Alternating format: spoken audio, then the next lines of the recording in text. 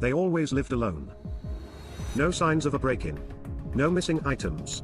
No sexual motive. Just one strange thing, all the victims were women.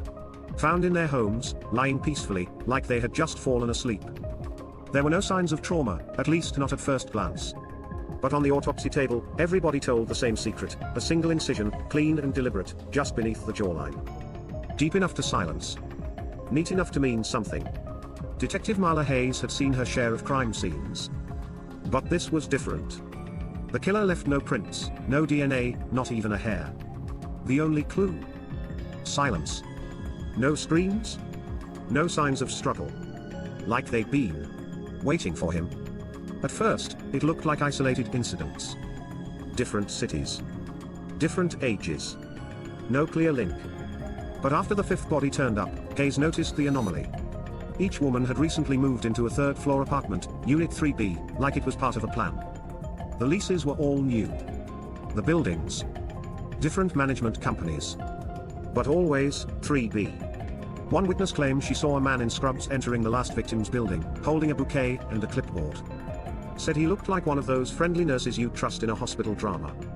She thought he was delivering good news. That same day, a seventh body dropped.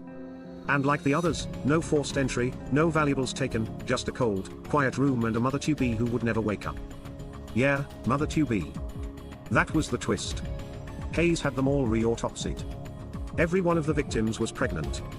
Most didn't even know it yet. And that's when the real horror settled in. They weren't just being killed. They were being chosen. Detective Hayes finally traced the pattern back to a former NICU nurse named Gideon Wren. A man whose file was sealed after a mental breakdown following a stillbirth that happened under his watch. He'd vanished years ago.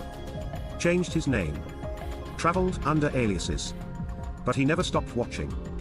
Gideon had a theory, one he shared with no one but the victims: children don't belong in a dying world. I'm not killing. I'm sparing them. One generation at a time. When they raided his safe house, they found what looked like a nursery, dozens of empty cribs. Not one child. Just labels. Due dates. Newspaper clippings about war, climate, politics. And a chair facing the wall, like a man waiting for a future that never came. They called him the Cradle Collector. But Gideon didn't call himself anything. He simply said, I stopped them from becoming stories like mine. And just like that, the silence made sense.